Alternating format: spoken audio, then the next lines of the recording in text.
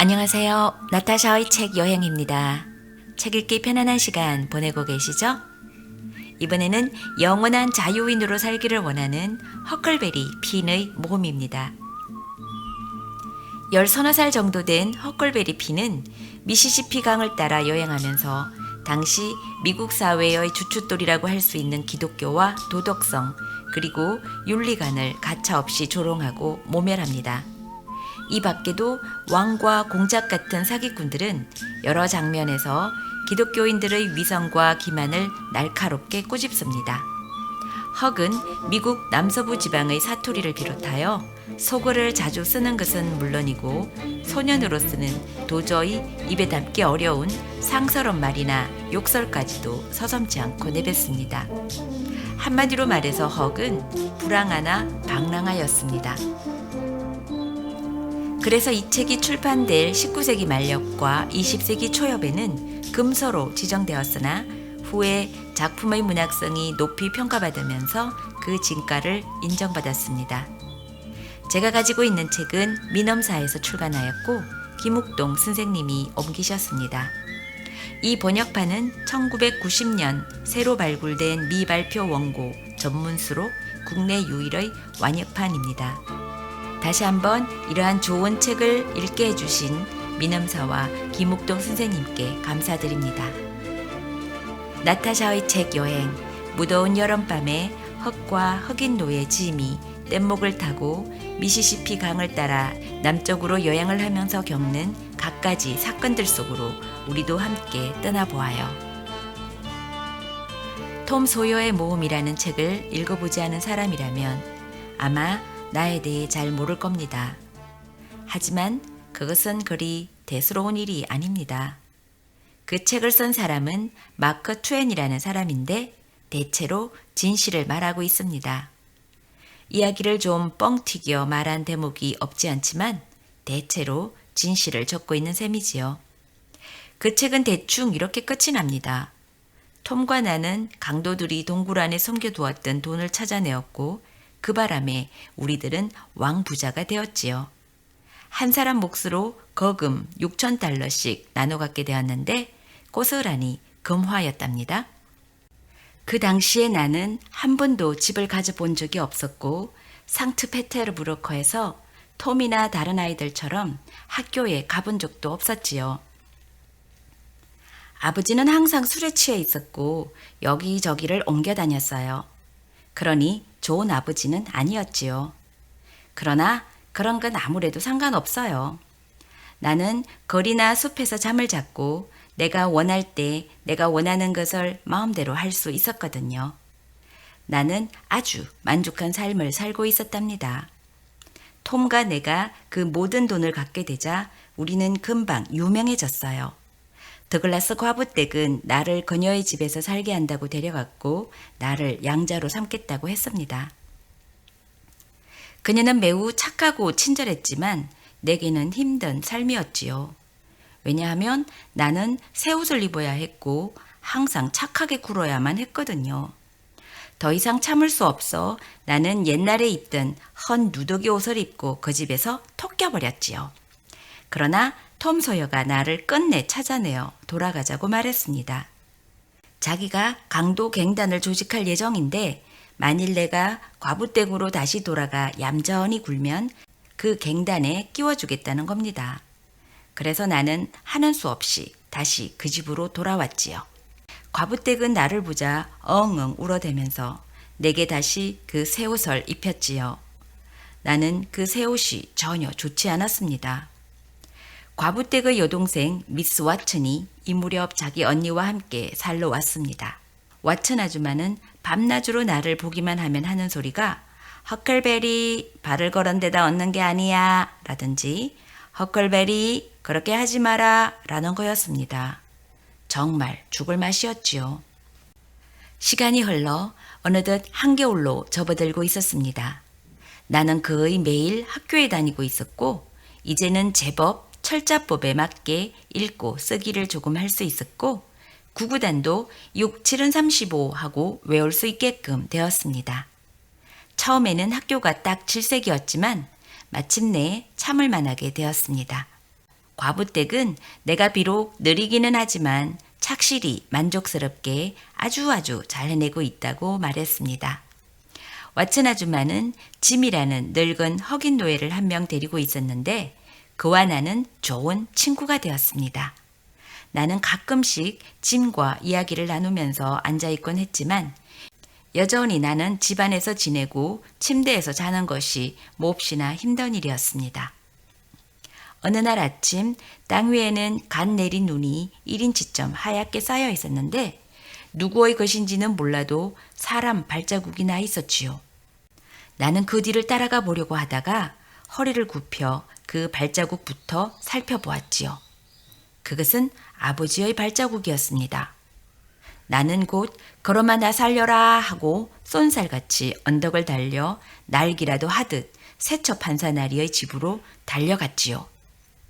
그가 문을 열었을 때 나는 소리쳤습니다. 판사님, 제 돈을 모두 판사님이 가지세요. 6,000달러고 뭐고 몽땅 판사님께 드릴게요.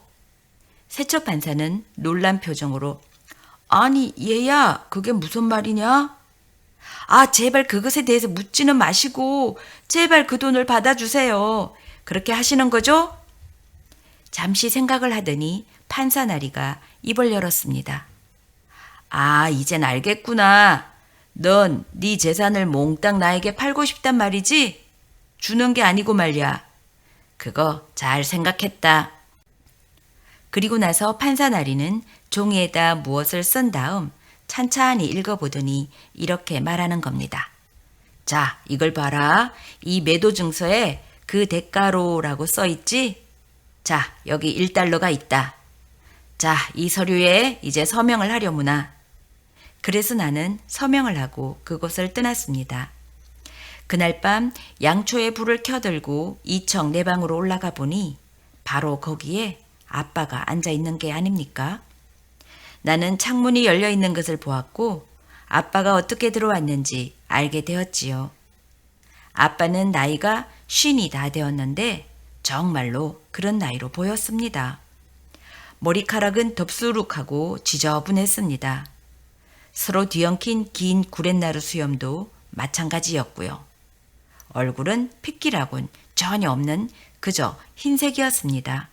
그것도 다른 사람에게서 흔히 볼 수 있는 그런 흰색이 아니라 보기만 해도 느끼하고 소름이 끼치는 그런 흰색이었습니다. 몸에 걸치고 있는 옷으로 말할 것 같으면 온통 넝마였지요. 한쪽 발목을 다른 쪽 다리 무릎 위에다가 올려놓고 있었는데 올려놓고 있는 발 쪽의 구두에 구멍이 나 있어 그 사이로 발가락 둘이 삐죽히 밖으로 삐져나와 있었습니다. 아빠는 한참 동안 노려보더니 마침내 입을 열었습니다. 빳빳하게 풀을 먹인 옷을 입고 있구나. 그것도 아주 빳빳하게 말이다. 이놈 제법 지체 높은 사람이라고 생각하는 모양이구나. 그렇지 않니? 게다가 제법 글씨도 쓰고 읽을 수 있다지. 대관절 어느 놈이 네 놈에게 그런 터무니없는 수작을 해도 좋다고 한 거냐? 과부댁이에요. 그 아줌마가 그랬어요. 오, 과부댁이 그랬다고? 주제넘은 짓을 하면 그 결과가 어떻게 된다는 걸 그 여편 얘에게 가르쳐 줄 테다.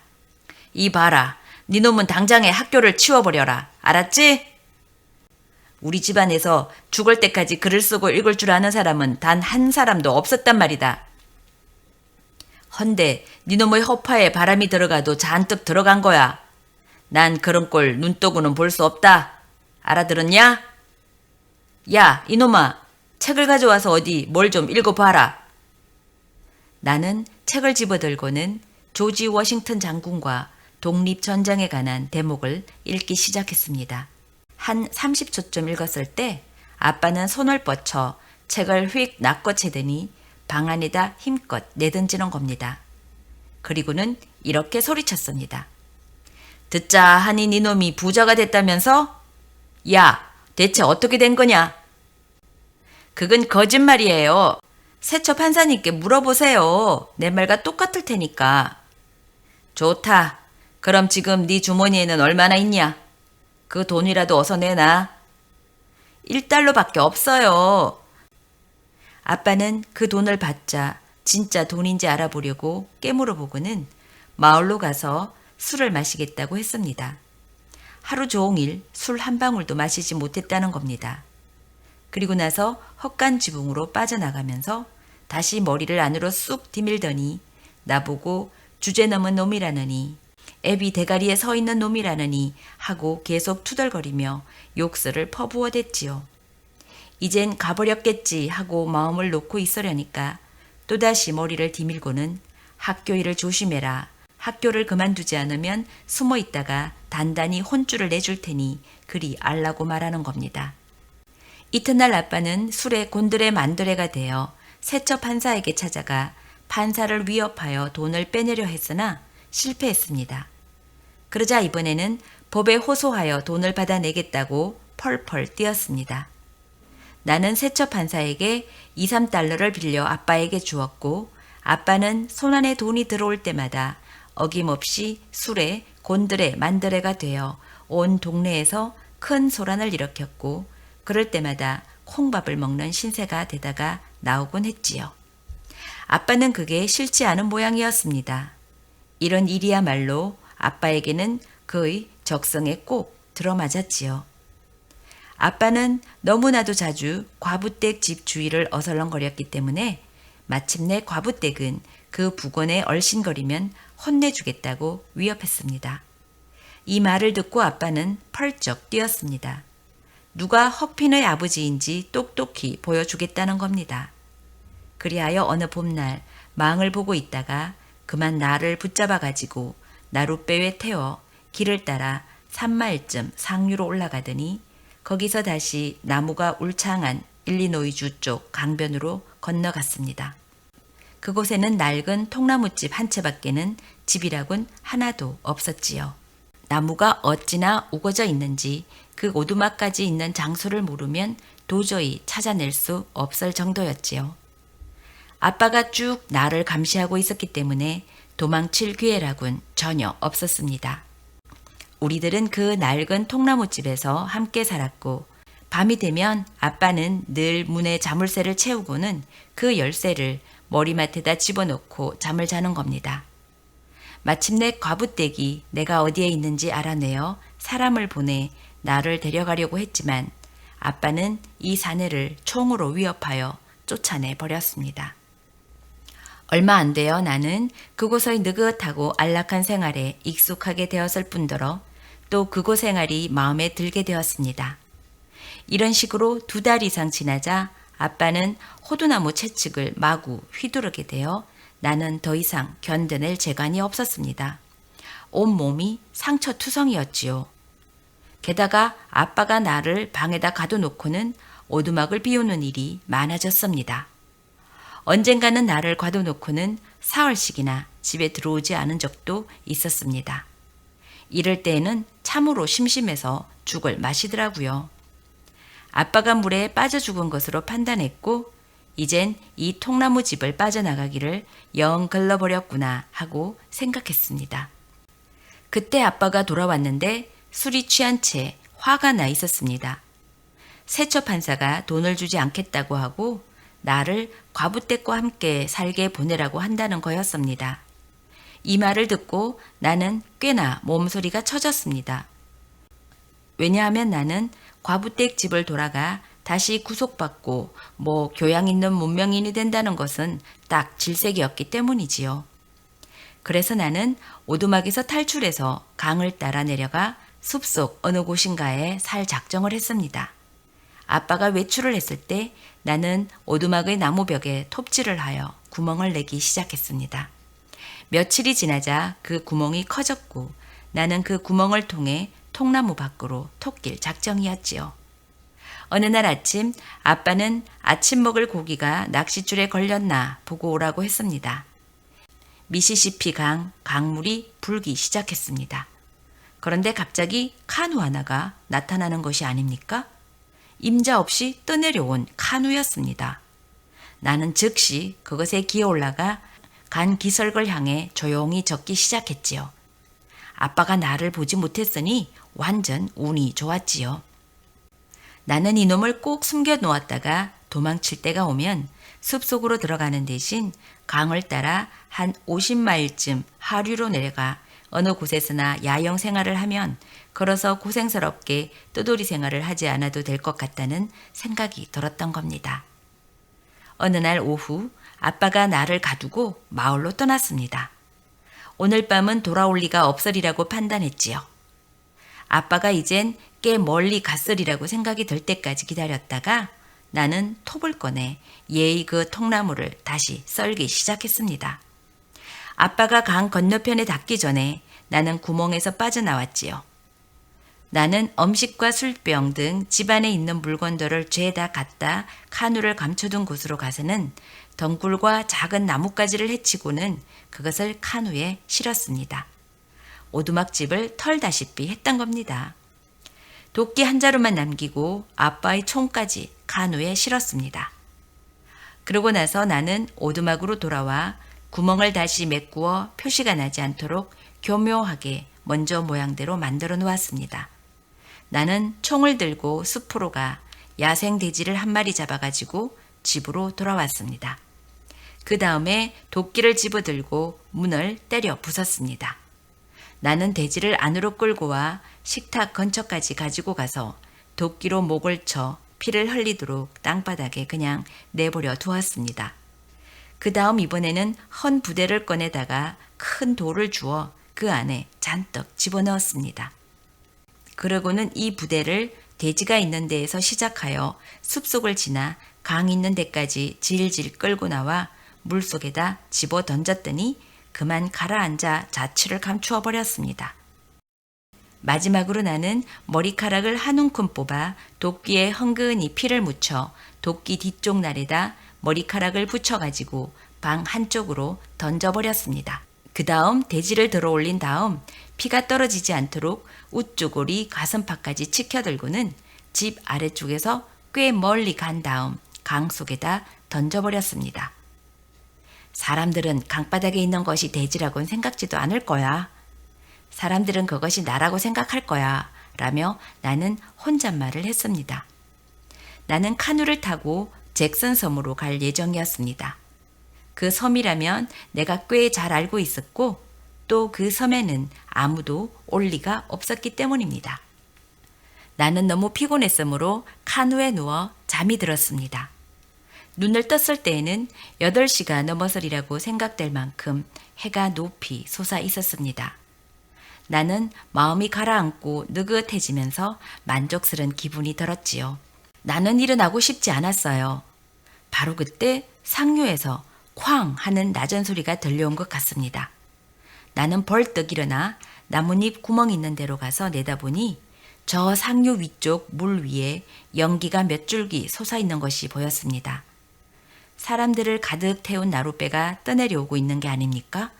아빠랑 세처 판사날이랑 판사의 딸 베시 세처랑 조 하퍼랑 톰 소여랑 폴리 아줌마랑 톰의 동생 시드랑 메리랑 그 밖에도 더 많이 있었습니다. 그들은 모두 강에서 내 시체를 찾고 있었습니다. 나는 모든 사람들의 얼굴을 똑똑히 볼 수 있었지만 그 사람들은 나를 볼 수가 없었지요. 섬 머리 쪽과 나란한 지점에 이르자 사람들은 대포 쏘는 것을 그만두고 미주리 쪽 강변을 끼고 뱃머리를 동네 쪽으로 향하는 겁니다. 이젠 아무 문제 없다는 걸 알았습니다. 더 이상 나를 찾으러 오는 사람은 없을 겁니다. 카누에서 짐을 집어들고 우거진 숲속에다 끝내주는 야영을 했습니다. 담요 2장으로 텐트를 만들어 비가 와도 젖지 않도록 그 아래에다 여러 가지 물건을 넣었지요. 나는 메기를 한 마리 잡아 톱으로 아무렇게나 배를 갈라 해가 질 무렵 모닥불을 만들어 저녁밥을 해 먹었습니다. 이러한 식으로 사흘낮, 사흘밤이 지나갔습니다. 나는 섬을 한 바퀴 빙 돌아 아래쪽을 탐색하려고 떠났습니다. 그래서 나는 숲속으로 들어갔지요. 이제 나는 이 섬의 주인으로 말하자면 섬 전체가 내 것이었으니까 이 섬에 대해 모든 걸 알고 싶어졌던 겁니다. 그런데 갑자기 내 앞에서 아직도 연기가 모락모락 피어오르고 있는 야영 모닥불의 잿더미에 뛰어들고 말았습니다. 내 섬에 누군가가 있었던 겁니다. 심장이 두근두근 뛰어 간이 콩알만해졌습니다. 무엇을 보려고 할 것도 없이 방아쇠를 내린 다음 되도록 빨리 발끝으로 슬금슬금 뒤로 물러섰지요. 나는 도망을 치다가 귀를 기울이고 또 도망을 치다가 귀를 기울이기를 몇 번씩이나 되풀이했지요. 나는 내 야영지로 돌아왔습니다.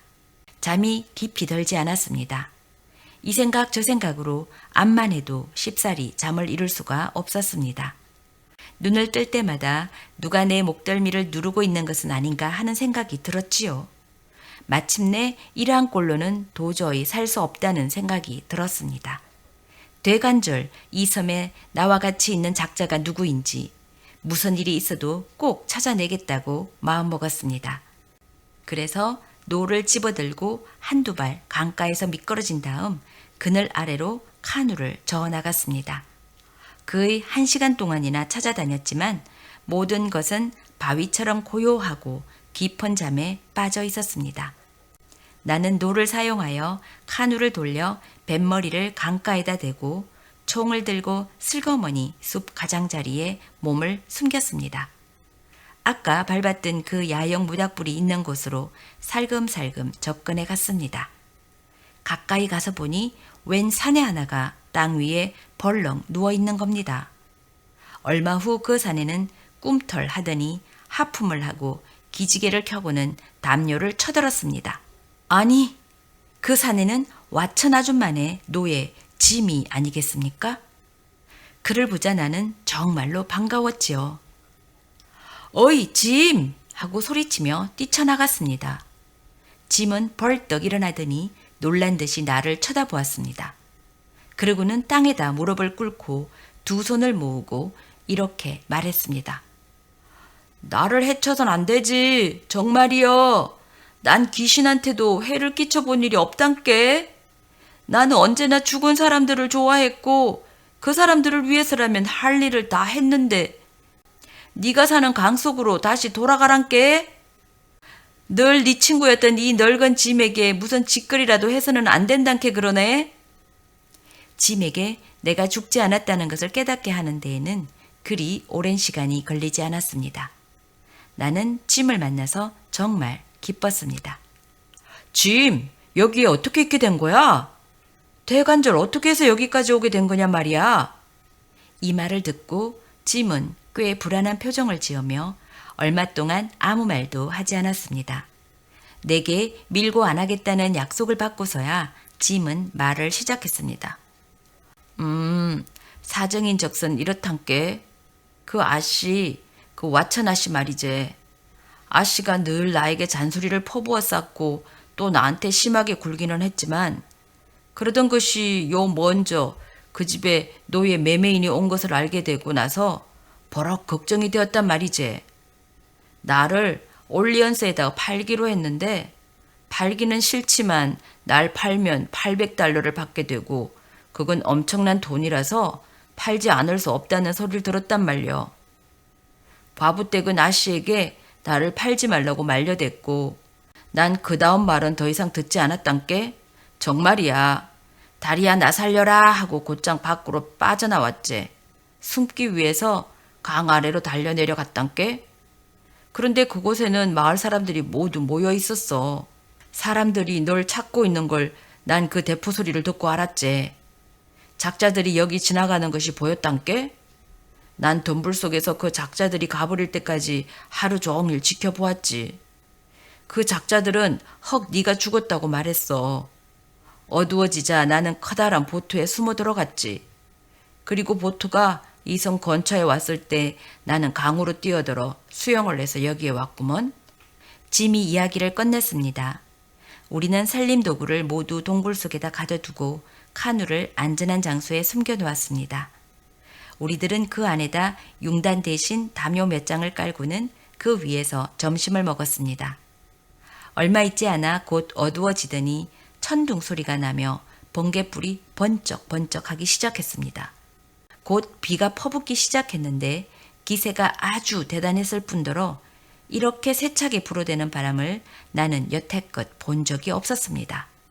영락없는 한여름의 폭풍우였습니다. 열흘인가 열 이틀 동안 계속 강물이 불어나 마침내는 강둑을 넘고 말았습니다. 온갖 종류의 것들이 떠내려왔습니다. 어느 날 밤 해가 뜨기 직전 섬의 머리 부분에 있었습니다. 서쪽으로 목조 건물 한 채가 둥실둥실 떠내려오고 있는 겁니다. 2층 집이었는데 한쪽으로 기울어져 있었지요. 우리는 카누를 젓고 가 그 배에 올라간 다음 2층 창문으로 기어 올라갔습니다. 우리들은 창을 통해 배 안을 들여다보았습니다. 눈에 보이는 것이라곤 침대 하나, 책상과 헌 의자 2개, 그리고 마루에 흩어져 있는 잡동사니 물건이었습니다. 벽에는 옷들도 걸려 있었고요. 구석에는 사람처럼 보이는 무엇인가가 드러누워 있었습니다. 짐이 소리를 질렀습니다. 죽은 사람이란께. 맞아. 죽은 데다가 옷도 벗고 있는걸? 등에 관통상을 입었제. 골로 간지 2, 3일은 된 것 같구먼. 헉, 들어와 봐.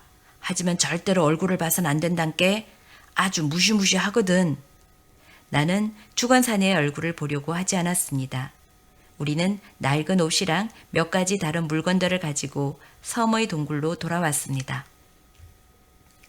어느 날 밤 우리들은 목재 뗏목의 조그마한 부분, 그러니까 근사한 송판 몇 장을 건져냈습니다. 단단하고 평평한 마루용 제목이었지요. 그것은 거의 4, 5피트 정도의 크기였습니다. 이거 꽤나 유용하게 쓰이겠군. 나는 짐에게 말하면서 우리는 그것을 섬으로 끌고 와 카누 뒤 나무 아래에 묶어두었습니다. 우여곡절 끝에 폭력적인 아빠에게서 탈출한 허클베리 핀과 다른 곳으로 팔려갈 거라는 두려움으로 도망친 짐의 아슬아슬한 모험이 2부에서 계속됩니다. 기대해 주세요.